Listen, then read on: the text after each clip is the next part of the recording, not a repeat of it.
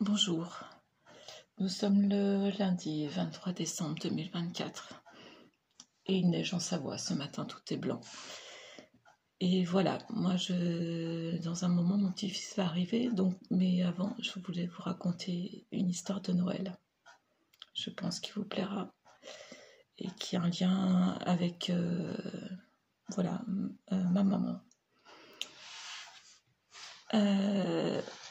Ma mère aimait beaucoup lire, et notamment des romans du terroir. Donc souvent, j'allais lui en chercher à la bibliothèque ou j'en offrais.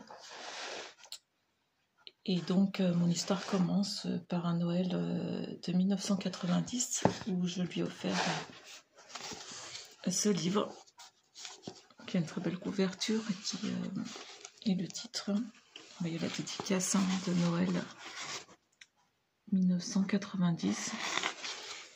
Où je lui écrivais: le bonheur n'est jamais très loin, il est juste à portée de main. Si l'on sait écouter son cœur, la vie peut alors nous rendre riches, même si l'on n'est qu'une bergère. Donc c'est le titre Marie des brebis de Christian Signol. Donc il faut savoir que c'est une biographie en fait. C'est l'histoire d'une enfant qui a été abandonnée et recueillie par un berger. Et dans sa vieillesse, donc Christian Signol l'a rencontré et a écouté son histoire. Il en a fait un livre. C'est vraiment, quand je l'avais lu, vraiment, c'est un livre vraiment très très touchant et émouvant, d'une vie simple, rythmée par les saisons, les bouleversements d'histoire, et vraiment une leçon de courage, d'humilité, Vraiment, ce livre m'avait vraiment touchée. Je l'avais offert donc à ma mère et aussi à ma marraine. Donc ce fameux Noël 1990. Et puis les années passent et ce livre était quelque part dans la bibliothèque de ma mère. Et en octobre 2011,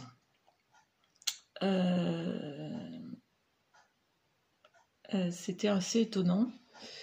Chaque année, je vais à la messe Saint-François d'Assise à Chambéry, parce que c'est un saint qui m'inspire beaucoup par rapport notamment à son esprit de joie, de fraternité et aussi son lien avec la nature. Voilà, ce François des oiseaux qui m'inspire beaucoup. Je ne vais pas souvent à l'église, mais c'est une messe où je trouvais une énergie particulière. Et en 2011, étonnamment, j'appelle ma mère pour lui dire: est-ce que ça te dit de venir avec moi, sachant que c'était à 18h et qu'elle aimait pas trop laisser mon père seul à la maison, surtout à pratiquement l'heure du repas. Et elle me dit: oui, je veux bien venir. Donc je vais la chercher, je la trouvais un peu étrange, un peu fébrile, mais nous sommes partis toutes les deux.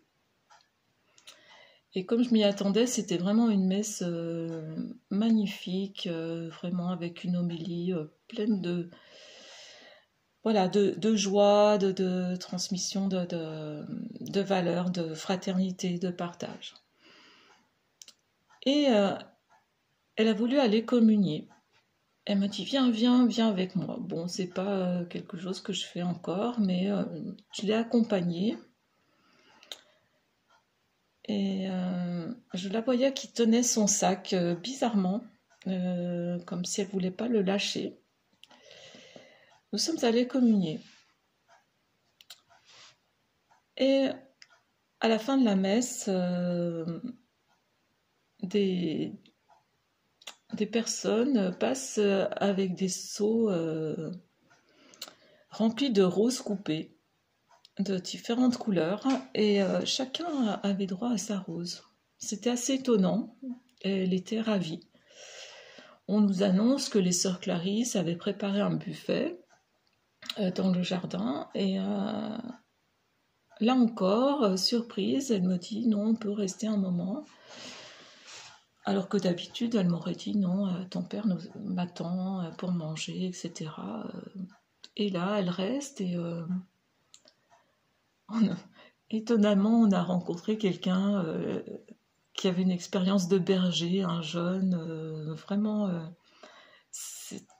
Enfin, pour la suite de l'histoire, vous allez voir que ça a du sens. Donc on passe une excellente soirée et on rentre à presque 21h. Mon père est devant la télévision comme d'habitude. Et là, moi je pense la laisser rentrer et soudain, elle s'approche de sa bibliothèque et elle me dit regarde, tu te rends compte tous les livres que tu m'as offerts, etc. Je sais que c'était le lieu de la maison, c'était un peu son lieu à elle, cette bibliothèque, cette étagère, et un peu sa richesse. Et je ne sais pas pourquoi, elle commence à me dire oui, regarde tous ces livres et tout ça. Elle me ressort Marie des brebis sur l'étagère. Elle me le tend, elle me dit tu devrais le relire. Bon, c'était bizarre, j'étais pas dans l'énergie de relire ce livre à ce moment-là. Mais quelque chose me disait que je vais pas la contrarier et j'ai pris le livre en disant oui, d'accord. Je suis partie. Et bien, le lendemain, elle a eu une hémorragie cérébrale. Et quand je suis arrivée à l'hôpital le soir, elle devait être transférée à Grenoble. Elle n'avait plus la parole et perdu beaucoup de ses fonctions. Et cette messe, cette soirée, c'est la dernière fois que nous avons partagé vraiment ensemble.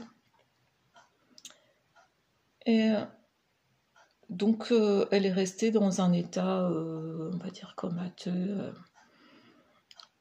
durant une dizaine de jours. Je pense qu'elle a attendu que tous ses petits-enfants, enfin tous ceux qui voulaient aller la voir viennent. Je pense qu'elle a senti les présences. Et un soir, alors qu'il pleuvait, j'ai voulu aller toute seule la voir en soirée pour... comme j'avais fait de l'accompagnement en soins palliatifs, j'avais fait une formation, j'avais besoin d'aller la voir pour lui dire si tu dois partir, vas-y, tu peux y aller.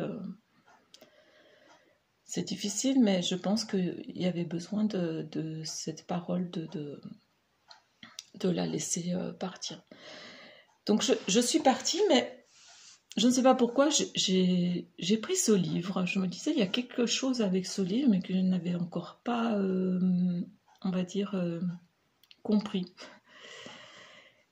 Et sur place, donc je lui parle et je lui dis, écoute, maman, voilà, tu nous as apporté voilà, ce dont on avait besoin, etc. Maintenant, on est adulte, on peut suivre notre route avec tout ce qu'on est, et tu peux partir sereine. Et je me suis dit, je vais lui lire le livre comme une veillée, quelque chose. Et là, vraiment, je pense qu'elle était à l'écoute de quelque chose de bien plus grand qui nous dépasse. Car souvent, elle nous parlait du Noël de son enfance, de ce Noël où en sabot, elle partait à la messe de minuit, dans la neige, le soir. Et cette messe de Noël particulière, où il y avait une ferveur, une foi particulière. Et voilà, du repas simple, du réveil de la soirée de Noël, du 24 décembre, toute simple. Et du cadeau d'une orange. Voilà, à l'époque, qui était vraiment le cadeau. Et donc, je commence à lire ce premier chapitre de Marie des brebis. Et dans ce premier chapitre, il est question de ce Noël d'antan. Et c'est exactement, mais vraiment exactement, le Noël de l'enfance de ma mère. Et je me suis dit en moi-même, comme une boucle qui est bouclée. On dit souvent que les mourants revoient défiler leur vie. Et là, il y avait tout le feu dans le poêle, la neige, enfin vraiment tout. J'ai tout retrouvé, ce qu'elle nous racontait, et là, je lui racontais son enfance. C'était vraiment très, très émouvant, vraiment. Et alors, ce qui était encore le plus touchant pour moi, c'est que j'ai vécu aussi ce genre de Noël, pas tout à fait les mêmes, mais quand même ce départ dans la nuit, dans la neige, pour la messe de minuit. Et un Noël qui m'avait particulièrement touchée, j'étais toute petite, où j'étais entre ma mère et ma grand-mère maternelle, et elle chantait Les anges dans nos campagnes. Et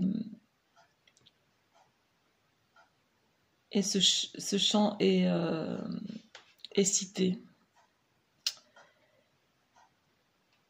Les anges dans nos campagnes ont entonné l'hymne des cieux, et l'écho de nos montagnes redit ce chant mélodieux.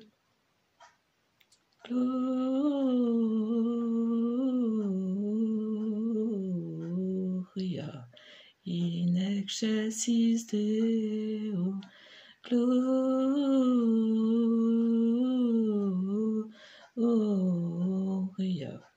in excelsis Deo.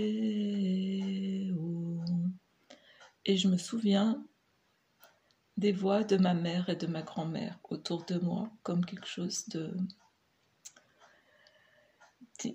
d'inexprimable, je sais pas, d'une énergie très particulière, d'amour, de ferveur. Voilà, et si je vous raconte ça aujourd'hui, c'est parce que pour moi Noël, c'est bien au-delà de tous ces cadeaux, de ces repas, de ce qu'on en a fait. C'est cette fête un peu trop commerciale pour moi. Et je pense qu'on a besoin d'un retour à l'essentiel, de simplicité, de partage, d'amour. Voilà, c'était mon petit message de Noël. J'espère que ça vous plaira. Je pense que c'est une réflexion. Et si vous voulez lire ce livre, il est assez exceptionnel, je pense. Voilà. Et je vous souhaite un très beau Noël, plein d'amour, de joie, de fraternité, d'humanité. Merci de votre attention. Au revoir.